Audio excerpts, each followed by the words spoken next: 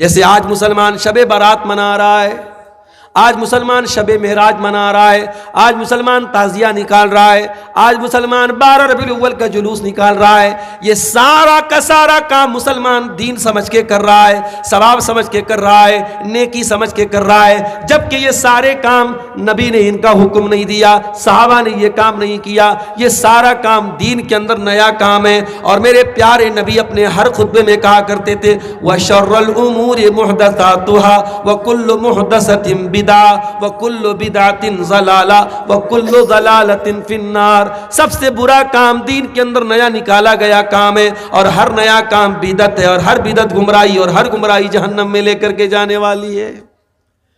کل جمعہ کا دن ہے، آپ سورہ کہف پڑھیں گے انشاءاللہ، سورہ کہف میں یہ آیت بھی آپ پڑھیں گے قُلْ هَلْ نُنَبِّئُكُمْ بِالْأَخْسَرِينَ أَعْمَالًا الَّذِينَ ضَلَّ سَعْيُهُمْ فِي الْحَيَاةِ الدُّنْيَا وَهُمْ يَحْسَبُونَ أَنَّهُمْ يُحْسِنُونَ صُنْعًا۔ اے نبی آپ اعلان کر دیجئے، کیا میں تم کو ان کے بارے میں نہ بتا دوں جو عمل کے اعتبار سے سب سے گھاٹے میں ہوں گے؟ کون لوگ ہوں گے؟ جن کی ساری نیکی برباد ہو جائے گی، ساری محنت برباد ہو جائے گی، وہ تو یہ سمجھ کے جائیں کہ ہم بہت نیک عمل کر رہے ہیں۔ یہ کون لوگ ہوں گے؟ یہ بدعتی لوگ ہوں گے۔ بدعت کرنے والے کا عمل اللہ کے قبول نہیں ہوگا۔ اسی لیے اللہ قرآن کے 30ویں پارے میں کہتا ہے هل اتاک حدیث الغاشیہ وجوہ یومئذ خاشعہ عاملۃ ناصبہ۔ قیامت کے دن کچھ ایسے بھی لوگ آئیں گے جن کے چہرے پر ڈر ہوگا، خوف ہوگا، دہشت ہوگی، ڈرے ہوئے ہوں گے۔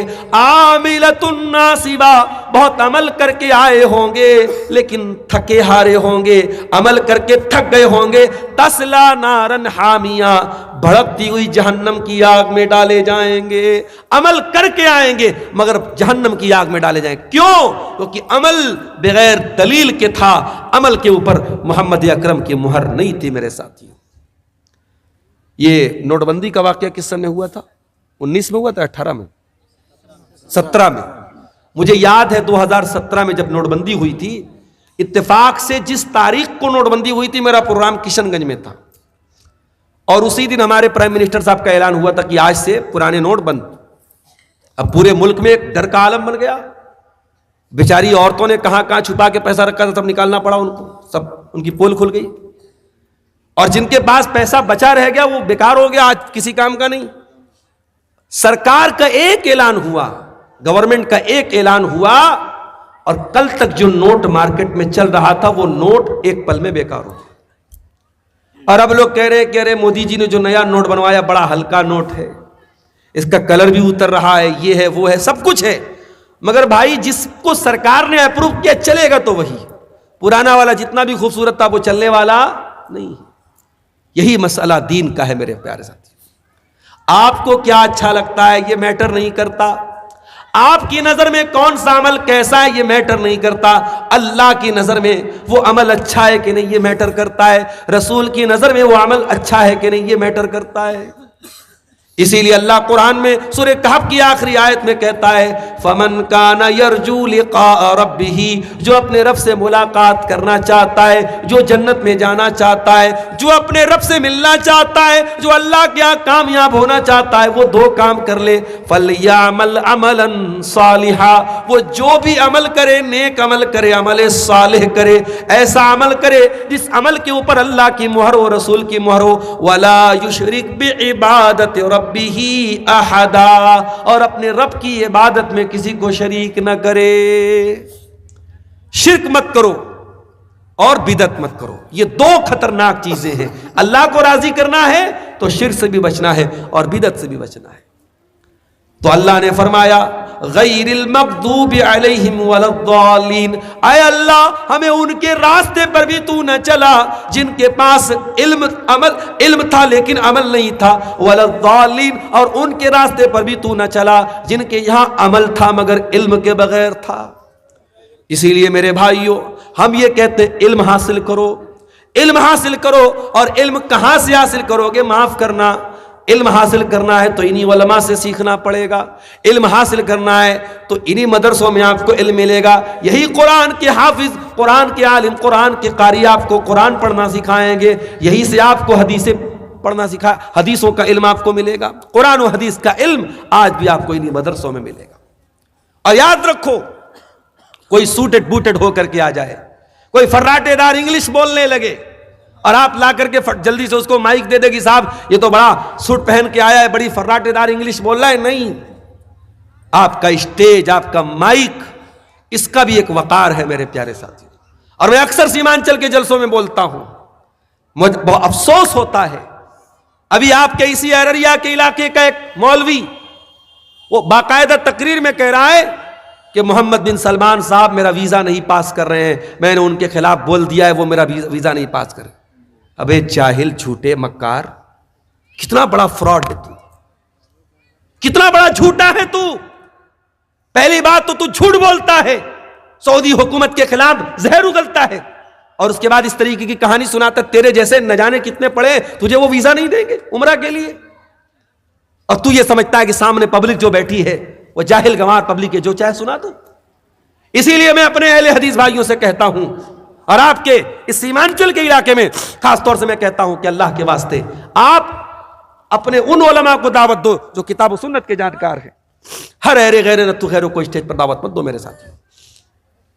خرافات بکنے والے, جھوٹ بکنے والے, من گڑت روایتیں بیان کرنے والے, قصے کہانی بیان کرنے والے آپ کے اسٹیج پر نہیں آنے چاہیے. اس اسٹیج کا ایک وقار ہے, اس اسٹیج کی ایک حرمت ہے, اس کو پامال مت ہونے دینا میرے ساتھی. علم سیکھنا ہے تو علماء سے سیکھو. محدثین نے کیوں نہیں سب سے حدیث لے لی؟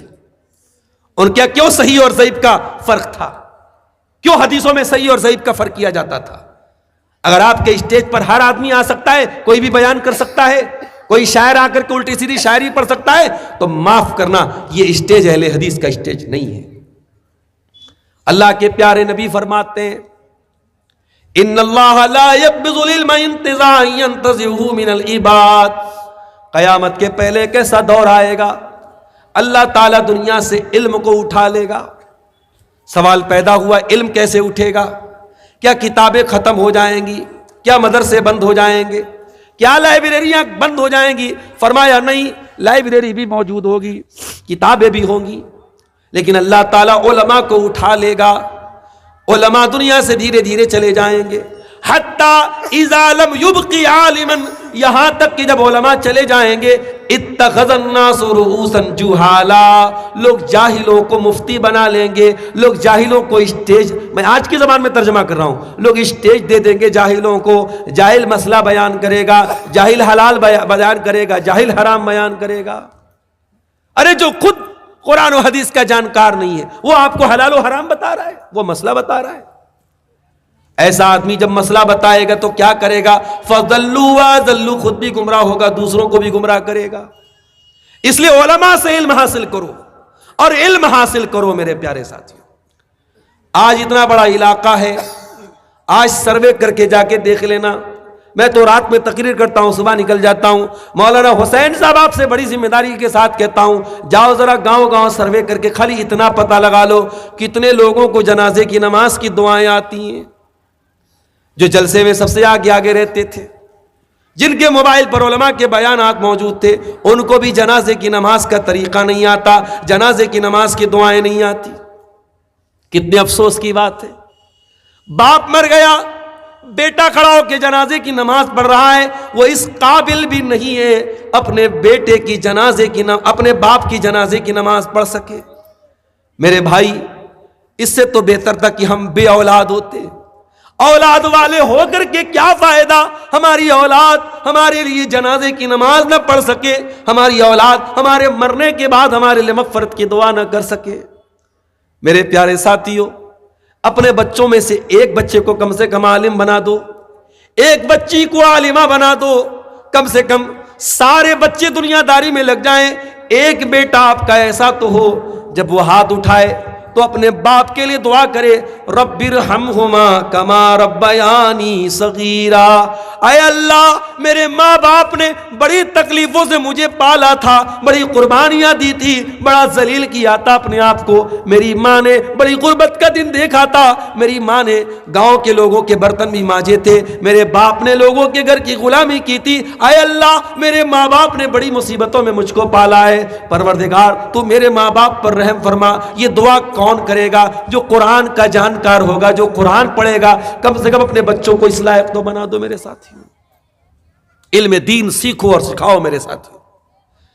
آج حالات یہ ہے، پورے انڈیا کی بات میں نہیں کر رہا ہوں، آپ کے سیمانچل کی بات کر رہا ہوں، اتنا بڑا جلسہ ہوتا ہے، مدرسوں کو چلانے کے لیے جلسہ کرایا جاتا ہے۔ میں عام طور سے چندہ نہیں کرتا، مجھ سے بھی لوگ کہتے ہیں مولانا تھوڑا چندہ کر دینا۔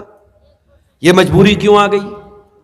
کیوں آپ کو مدرسوں کو چلانے کے لیے جلسہ کرانا پڑ رہا ہے؟ یہ بھی بہت بڑا سوال ہے۔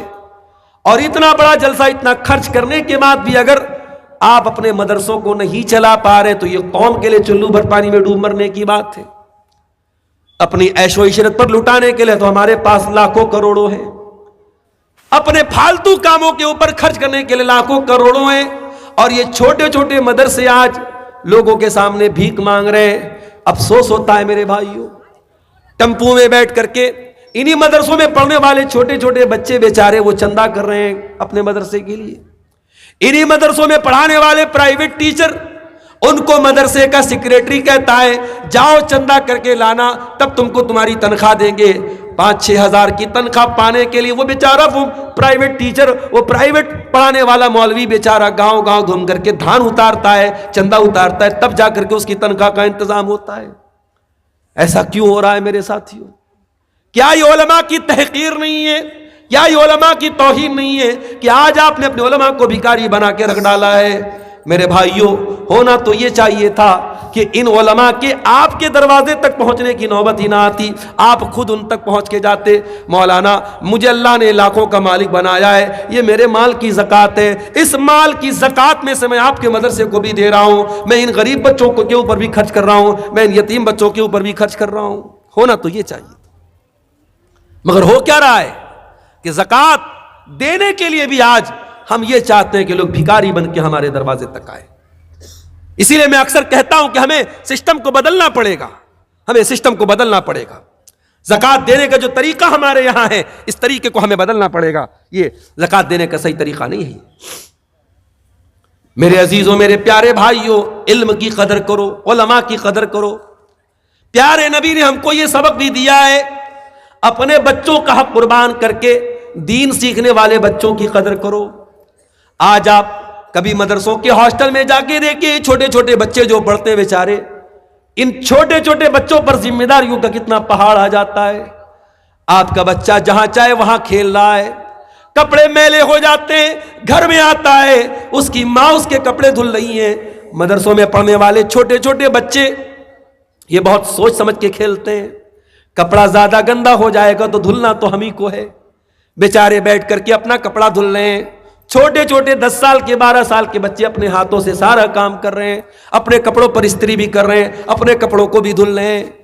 آپ کے بچے کو تو اس کی ماں نہلاتی ہے، یہ بچے مدرسوں میں جاتے ہیں، ان کو خود اپنے سارے کام کرنا ہے۔ اور پھر جیسے ہی پڑھائی کا ٹائم ہوا، اگر ذرا سی تاخیر ہوگی، مولوی صاحب کی چھڑی بھی موجود ہے، چھڑی ان کی پیٹھ پر پڑ گئی، آپ کے بچے کو کوئی ایک تھپڑ مار دے، آپ فوراً دوڑ کر کے جاتے ہیں۔ ہمارے بچے کو کس نے مارا؟ وہ بچہ جو ہاسٹل میں گیا ہے، ماں باپ کی نظروں سے دور ہے، اس کو ڈسپلن میں رکھنے کے لیے کبھی استاد نے مار بھی دیا، کبھی اس کی پیٹھ پہ 2-4 چھڑی پڑ بھی گئی، وہ بیچارہ رو تو دیتا ہے، اس کی آنکھوں سے آنسو تو آ جاتے ہیں، مگر نہ ماں اس کے پاس ہے نہ باپ اس کے پاس ہے وہ شکایت کر سکے، وہ اپنے دل کے درد کا اظہار کر سکے۔ اتنی قربانیوں کے بعد، اور آپ کے گاؤں میں تو جاگیروں کا بھی نظام ہے، گھر گھر جا کر یہ بچے ٹفن لے کر کے جاتے ہیں، بھکاری بن کے ان کو کھانا ملتا ہے، پھر وہ کھانا کھا کے بیچارے بچے پڑھتے ہیں۔ کتنے مدرسے ایسے جہاں مطبخ نہیں ہے اور جاگیر کا نظام ہے، اور بچے اسی سسٹم سے کھانا کھاتے ہیں اور پھر پڑھ لکھ کر کے وہ عالم بنتے ہیں۔ اتنی قربانیوں کے بعد جب وہ انسان عالم بنتا ہے، میرے بھائیوں، اس عالم کی قدر کیا کرو۔ میں یہ نہیں کہتا اس کو فرشتہ مان لو، ہاں وہ بھی انسان ہے، وہ بھی انسان ہے، تم سے غلطی ہوتی تو اس سے بھی ہو سکتی ہے، تمہارے قدم بہکتے ہیں تو اس سے بھی بہک سکتے ہیں۔ اگر اس سے غلطی بھی ہو جائے، اس سے اگر غلط کام بھی ہو جائے، میں یہ نہیں کہتا کہ عالم کی غلطی کو نظر انداز کر دیا جائے، مگر ہاں کم سے کم ایک عالم کا جو مقام ہے اس کا لحاظ رکھا جائے، کوئی ایسا کام نہ کیا جائے کہ دنیا علماء سے بدظن ہو جائے، دنیا علماء سے بدگمان ہو جائے۔ اپنے علماء کو ان کا مقام دو، ان کا حق دو میرے پیارے ساتھی۔ اسی لیے اللہ کے پیارے نبی فرماتے ہیں من سلک طریقا یطلب فیہ علما سہل اللہ لہ طریقا الی الجنہ، جو علم دین سیکھنے کے لیے گھر سے نکلتا ہے وہ جنت کے راستے پہ جاتا ہے، وہ جنت کے راستے پہ چل رہا ہے۔ وَإِنَّ الْعَالِمَ لَيَسْتَغْفِرُ لَهُ مَنْ فِي السَّمَاوَاتِ وَالْأَرْضِ، اور عالم کے لیے زمین و آسمان کی تمام مخلوقات مغفرت کی دعائیں کرتی ہیں۔ حتی الحیتان فی الماء، یہاں تک کہ پانی کی مچھلیاں بھی عالم کے لیے مغفرت کی دعا کرتی ہیں۔ آپ کا بیٹا اگر عالم بنے گا، اگر وہ واقعی میں عالم بنے گا اور اس کے علم سے لوگ فائدہ اٹھائیں گے، میرے پیارے ساتھیوں آپ دنیا سے چلے جائیں گے، آپ کا بیٹا دنیا سے چلا جائے گا، جب اس کی کتابیں پڑھی جائیں گی، جب اس کے علم سے لوگ فائدہ اٹھائیں گے، اس کے لیے دعا کریں گے، اس دعا کا آپ کو بھی فائدہ ملے گا۔ اولاد کی ہر نیکی کا ثواب ماں باپ کو بھی ملتا ہے، کیونکہ ذریعہ تو ماں باپ ہوتے ہیں۔ اس لیے اپنے بچوں میں سے کسی ایک بچے کو ضرور عالم بنانا، کسی ایک بچی کو ضرور عالمہ بنانا۔ میں اکثر کہتا ہوں ایک بچے کو علم دین کی راہ میں لگانا۔ اور آج کے اس دور میں میرے پیارے ساتھیوں، جب قدم قدم پہ آپ کو ضرورت پڑے گی دین سیکھنے کی، تو آپ کے گھر میں کوئی ایک انسان تو ایسا ہو جو آپ کو دین کی باتیں بتا سکے۔ کل مولانا فضل حق مبارک پوری کے جنازے میں جب میں گیا، ان کے 6 بیٹے ہیں اور 6 کے 6 بیٹے حافظ اور عالم۔ اللہ اکبر، بڑا بیٹا جنازہ کی نماز پڑھا رہا ہے، باقی سارے بیٹے بھی پیچھے کھڑے ہیں۔ یہ منظر دیکھ کے دل پر بڑا اثر ہوا کہ یہ انسان جس کا جنازہ رکھا ہوا ہے یہ علماء کا باپ ہے۔ میرے بھائیوں، عالم بننا یہ کمال ہے، مگر اس سے بڑا کمال یہ کہ آپ علماء کے باپ بن جائیں، آپ کے بچے علماء بن جائیں، آپ کے سب بچے عالم دین بن جائیں، یہ بہت بڑی بات ہے۔ میرے عزیزوں، اس دور میں جب ہم یہ دیکھ رہے ہیں کہ اللہ تبارک و تعالی ہم سے ناراض ہے، ہمیں ان باتوں کا خیال کرنے کی ضرورت ہے۔ اور ایک آخری بات بیان کر کے بات ختم کروں گا کہ آج ہماری تباہی اور بربادی کی ایک بہت بڑی وجہ جو مجھے سمجھ میں آتی ہے کہ ہم پوری طریقے سے دنیا پرست بن چکے ہیں، دنیا دار بن چکے ہیں، دنیا کے نشے میں ڈوبے ہوئے ہیں۔ میرے پیارے ساتھیوں، ہمارا دین ہم سے یہ نہیں کہتا کہ تم دنیا حاصل نہ کرو، دنیا طلب نہ کرو۔ ہمارے نبی نے اور ہمارے اللہ نے ہم کو جو دعائیں سکھائی ہیں ان میں دنیا مانگنے کا بھی حکم دیا گیا ہے۔ قرآن میں سب سے بہترین دعا کیا سکھائی گئی؟ ربنا آتنا فی الدنیا حسنہ وفی الآخرۃ حسنہ وقنا عذاب النار۔ اے پروردگار، ہم کو دنیا کی بھلائی بھی عطا فرما اور آخرت کی بھلائی بھی عطا فرما اور جہنم کی آگ سے ہم کو بچا۔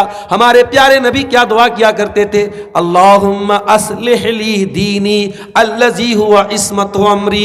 اے اللہ میرے دین کو ٹھیک کر دے، میرے معاملے کی بنیاد میرے دین پر ہے۔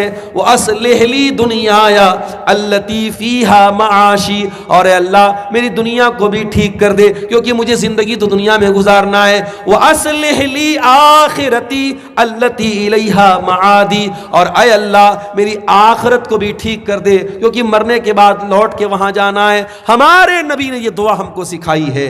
تو دنیا ہمیں حاصل کرنا ہے، مگر دنیا کو سب کچھ مت سمجھنا میرے پیارے ساتھی، دنیا کو سب کچھ مت سمجھنا۔ یہ دنیا آپ کے کام تبھی تک آئے گی جب تک آپ زندہ ہیں۔